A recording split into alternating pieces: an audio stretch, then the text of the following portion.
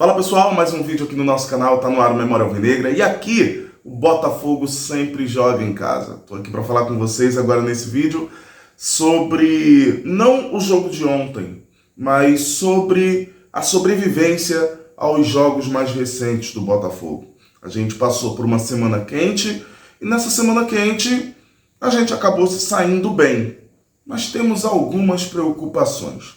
Sobre isso que eu quero falar com vocês no vídeo de hoje.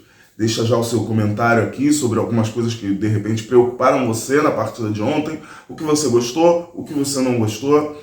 Eu vou falar com vocês aqui sobre tudo isso nesse vídeo de hoje. Deixa o like, comenta, compartilha. Se você ainda não está inscrito no canal Memória Alvinegra, pense em se inscrever e se tornar um amigo do canal. Acabamos de superar a marca de 11 mil inscritos e agora esse maluco que vos fala colocou a meta de 50 mil inscritos. Meu Deus! Ele é maluco.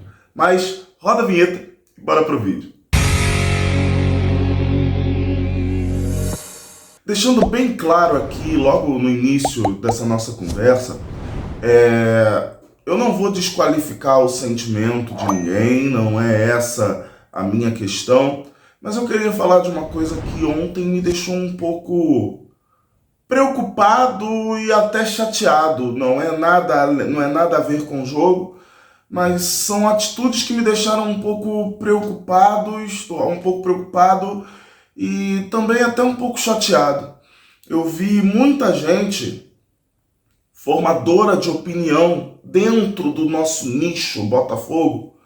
Eu vi muita gente usando o termo covarde ao Renato Paiva. E todo mundo aqui sabe que eu sou crítico ao Renato Paiva. No vídeo anterior, eu falei que o trabalho do Renato Paiva ainda demandava uma observação detalhada, porque ainda não era um trabalho, oh meu Deus, como eu confio, tá?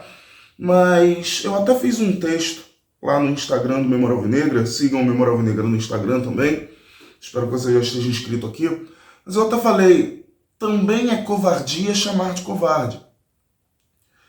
E eu vi muita gente que forma opinião usando esse termo. E se tem uma coisa que eu, crítico do Renato Paiva, posso dizer que não houve, foi uma covardia do nosso técnico. Houveram, né, as deficiências que a gente já conhece, mas covardia, não. Mesmo assim, eu não vou desqualificar o sentimento do torcedor. O torcedor, às vezes, ele pode usar a palavra que ele quiser. Eu, Leozão, acho que chamar o técnico de covarde é um ato leviano. É a minha opinião. Tá? Mas vamos lá. Tivemos sim coisas que preocuparam a gente no jogo de ontem. Eu vou encerrar falando da nossa sequência, o porquê que a gente sobreviveu a essa sequência. Mas eu quero já falar aqui sobre as coisas que me preocuparam, porque são coisas importantes. Coisas do jogo e coisas dos próximos dias.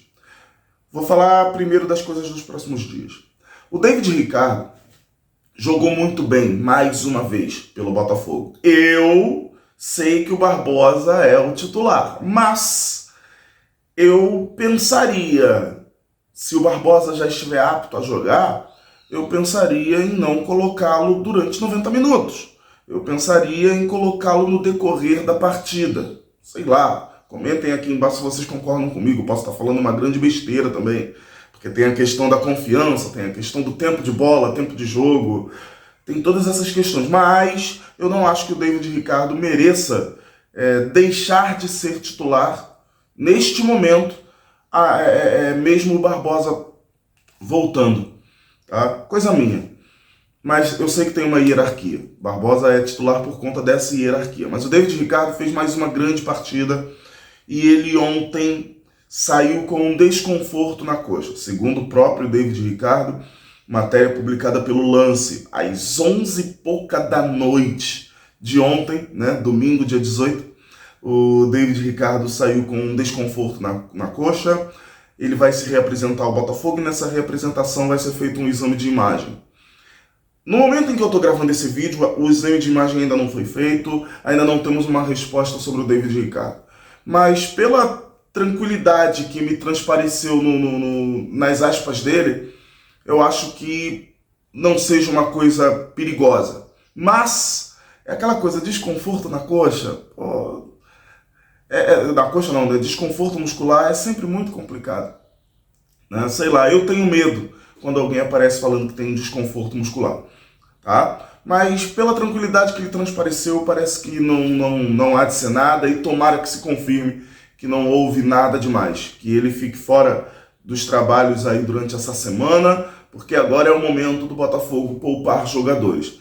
Então, essa é a parte que me preocupou, tá? Fora as ações do jogo. Agora vamos chegar nas ações do jogo, porque o Renato Paiva, mais uma vez, fez aquilo que a gente odeia. Demorou para substituir. Mas a demora dele para substituir, aí lembra que eu falei para vocês sobre a covardia lá no início do vídeo? Essa demora para ele fazer as substituições, e que ele fez 3 substituições a partir dos 44 minutos, tá? Essa parte aí, para mim, eu acho um erro, é uma deficiência grave do Renato Paiva. Não é possível que ele não tenha visto que o time precisava de novo fôlego. E aí você dá esse novo fôlego aos 44, não dá. Mas a substituição que muita gente que forma opinião está falando que o Renato Paiva foi covarde, é exatamente no que todos nós estávamos pedindo. Aceleração de jogo. A gente precisava de velocidade porque o Flamengo estava sem perna, o Flamengo estava sem fôlego. E sabe quando essa substituição para acelerar o jogo aconteceu? É só para a gente raciocinar. 22 minutos. Aos 22 minutos, ele percebe que o Juan Cruz não estava mais entregando e ele coloca o Nathan Fernandes. O Nathan Fernandes entra no jogo exatamente para acelerar. E não só para acelerar, mas também para recompor.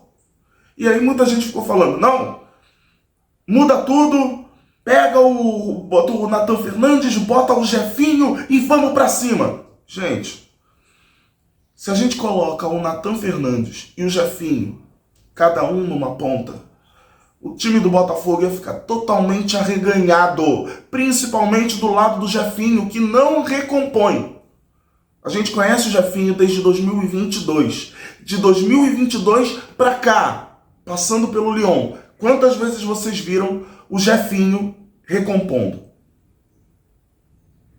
Momento de silêncio aqui para vocês responderem nos comentários. Quantas vezes vocês viram o Jefinho recompondo? Eu não lembro. Eu não lembro de uma vez que o Jefinho recompôs. E muita gente ficou falando que o Renato Paiva é covarde porque não lançou o time à frente. Se você lança o time à frente, você deixa o time, repito, você deixa o time lá atrás todo arreganhado. Numa substituição que já deu errado, que foi a substituição do Marçal. O Marçal entra no time e o Botafogo fica descompensado. Talvez a melhor ideia tivesse sido colocar o Danilo Barbosa. Mas com o Marçal, o Botafogo descompensou defensivamente. E aí você tem um time descompensado defensivamente, que teve que jogar na superação, esse é um ponto, porque com o time descompensado todo mundo estava fazendo o que era o melhor possível. E aí você coloca o time totalmente arreganhado, colocando o Jefinho. Não dá, gente. Infelizmente não dá. Eu queria que o Botafogo fosse para frente. Dava para ganhar o jogo. E essa é uma outra preocupação. No momento em que a gente sente que dava para ganhar o jogo, o Botafogo peca na finalização. Então não tem covardia do Renato Paiva. Tem o pecar dos jogadores na hora de finalizar. Tem o azar. O Cuiabano fez um toque pro Marlon Freitas. A perna do Marlon Freitas precisa de oração. Porque ele tem chutado no gol. Mas olha a defesaça que o Rossi fez. Ele tá merecendo o gol dele. Eu falei isso em vídeos anteriores aqui. O Marlon Freitas está merecendo o golzinho dele, pelo amor de Deus. Mas ele teve a chance do jogo. O Rossi, que é um baita de um goleiro, pegou. E o que eu falei no vídeo de pré-jogo de Botafogo e Flamengo aqui? Flamengo, a tendência é que perca o fôlego, não tenha mais perna. E aí no segundo tempo, quem é o destaque do jogo? Rossi. Assim foi ontem. O Rossi, mais uma vez, foi o destaque de um segundo tempo do Flamengo. Então assim, gente, o que eu peço para vocês, encerrando esse vídeo, o que eu peço para vocês é simples. Não caiam em papo de quem forma a opinião, dane-se quem é. Eu falo bem de todo mundo aqui, mas agora é a hora da gente dar uma lapada um pouquinho. Não caiam na opinião das pessoas de que o Renato Paiva foi covarde. Ele pode ser fraco, ele pode ser burro, ele pode ser qualquer coisa. Covarde, ontem ele não foi. Então, é uma coisa simples. Pode ser que eles não tenham feito isso, mas é uma coisa simples. Está na moda odiar. Está na moda, tá? Então, o seu ranço é o entretenimento que eles precisam para lançar uma palavra e viralizarem. Eles querem o like pelo seu ranço. Não dê isso para as pessoas. Pense como foi o jogo, tá? Pense por você. Veja como foi o jogo e entenda o que aconteceu. Eu fiquei de verdade chateado, porque é muito chato você imputar palavras nas pessoas. É muito chato isso, tá? Esse vídeo está ficando grande. Mas passamos. A gente tinha uma sequência, Estudiantes, Internacional e Flamengo, em que a opinião pública falava: não vai passar do Estudiantes, vai empatar, a maioria acreditava que o empate seria o resultado. Ah, vai perder para o Inter porque está jogando mal, e vai perder para o Flamengo porque o Flamengo é muito melhor. E nós passamos por essas três equipes jogando bola. Ah, mas o Inter estava desfalcado. Tava, mas a gente passou pelo Inter jogando bola. Nós passamos pelo Estudiantes jogando bola. E contra o Flamengo, no geral, a gente foi melhor. No geral, os lances de maior perigo foram nossos. No geral, o destaque deles foi o Rossi. Então, isso explica muito o que foi o jogo. Não existe covardia. Foi uma fatalidade. Fatalidade, o Botafogo finalizar e não conseguir os resultados. O Botafogo finalizou na média do que costuma finalizar em clássicos contra o Flamengo. Só que dessa vez a bola não entrou. Acontece. Então, eu sei, todo mundo tem um ranço do Renato Paiva. Eu também tenho um ranço do Renato Paiva. Mas não deixem os seus ranços serem manipulados por palavras usadas de forma errada. Tá? É isso que eu queria falar com vocês. Deixa um comentário aqui embaixo. Podem me criticar à vontade. Eu sei que vai ter muita gente criticando. Mas é isso, gente.